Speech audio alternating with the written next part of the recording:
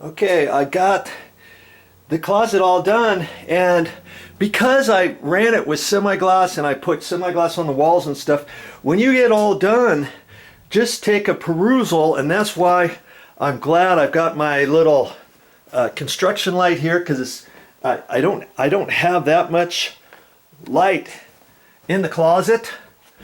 And when I stood back and I thought I was all done, don't just say, okay, I'm done. Just, just spend a few minutes and take a look. I missed one little spot here. There was one spot on the wall, and I'm like, where did that come from? How come the paint roller didn't cover it? And I saw another little spot there. I happened to see a little line of semi-gloss on the wall, and I'm not quite sure if I did that or if that line was on the existing wall. But I had my putty knife here. I scraped it off a little bit. I put some touch-up paint on it, and away I went. Now, what you do is when you get all done, go on to the next room. And so that's what I'm going to do. And when you get all done with your job, you want to go back and just do a touch-up.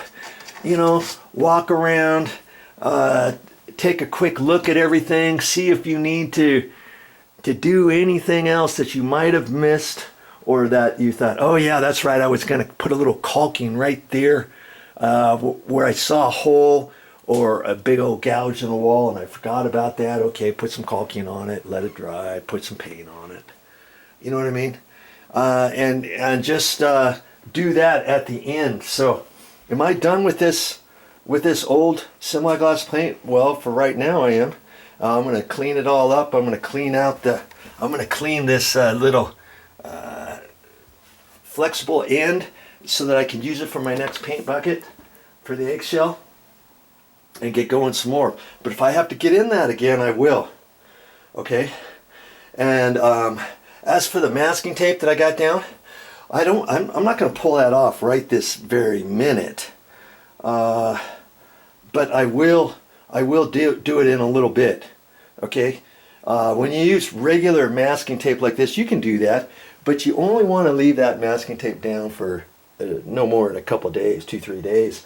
Because if you do and you forget and you pull it up, good luck with it, because it might leave some sticky residue behind it. It might not pull up all the way, and you're like, dabbity nabbit, I knew I should have used the blue tape. Well, I didn't have any blue tape. Well, I only had a little, and I didn't have enough, so I found Michelle had some little 1-inch masking tape, and I thought that's good enough. I'll just use that. And see, if you pull this masking tape up right now, it's wet. The paint's still wet on there, and you're gonna get it all over. So just leave it down a little bit longer. And once I get ready, I'm gonna clean this up. And with semi-gloss, it doesn't take that long to dry. Okay, dry to the touch.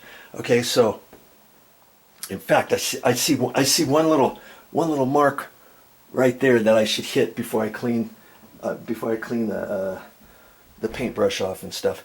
But after I get all that clean and get ready for my next project is to paint over here, then I'll go back and pull the masking tape up and double check it and all that kind of stuff. Okay, if I have to do any touch up, I'll do that at the end. And I don't think I will. And the whole reason why I put the masking tape was because this condo is 45 years old. It's a stain grade base. Okay, and stain grade, it all looks nice, but over the years, painters have gotten a little bit of smudge and different paint droppings on there. So I thought, well, hey, no matter how good I get this paint on here to the top edge of the baseboard, it's still going to look like I hit the base. Well, I didn't, so I'm going to have to remind Michelle, hey, Michelle, I put masking tape down. I didn't hit the base. Anything that you see on the base is from old painters from years gone by. Okay, that's why I put the masking tape. If that was white baseboards, I might not have put any masking tape, and then I might have just cut down to the wall. But lots of times I'll end up painting the baseboards. If I'm painting the baseboards, then I don't worry too much. Well, when I paint the walls, I go down as close to the baseboard as I can with my roller. Okay, then I go back and I do that on all the rooms. So if I'm painting the door jambs, if I'm painting the baseboards and all that kind of stuff, I just do it just like how it is now. You'll still see that I still have to cut in at the top around here, around at the baseboards. And if I'm painting the baseboards, then I'll paint the baseboards. That way I can hit that top edge with the finished paint and everything else. And if I get a little bit on the wall, I'm not going to sweat over it. You see what I mean? And then I go around and do that to all the baseboards. Then is the time that I cut in the walls. I'll cut the wall into the top edge of the baseboard, because the top edge of the baseboard is only you know, an 1/8 inch to 3/16, depending what kind of baseboard you have. You see what I mean? So it's easier for me to cut the wall down to the baseboard than it is for me to cut in the wall and then paint the baseboard and try to cut that top edge of the baseboard without getting it on the wall. I mean, professional painters can do it. But you're not a professional painter, neither am I. But when I get done with this project, it's going to look like a professional did it, and you can do the same. Well, time to get busy. Now here's one more tip before I get into the paint and stuff. If you're doing a small little condo or something like that, you know, I'm holed up here for like 4 days or so.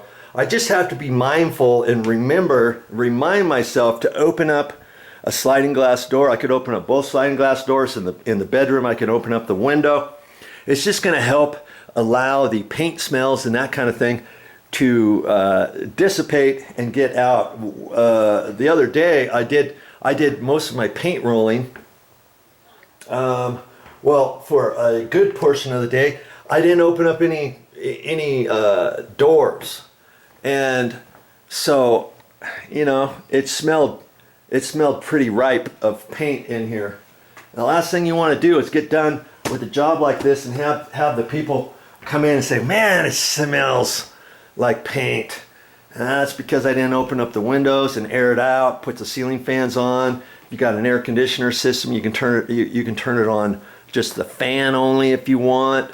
Turn your ceiling fans on, you know, anything like that. But no matter what you do, when somebody comes in here first time, yes, they're going to smell paint to a certain extent, but I mean, that's just the way it is. But, you know, I'm just giving you a slight tip. Yeah, it's something you should already know, right? All right, time to get busy. I gotta get this thing done. Well, that's all I got for this time, but I'll be back with more videos.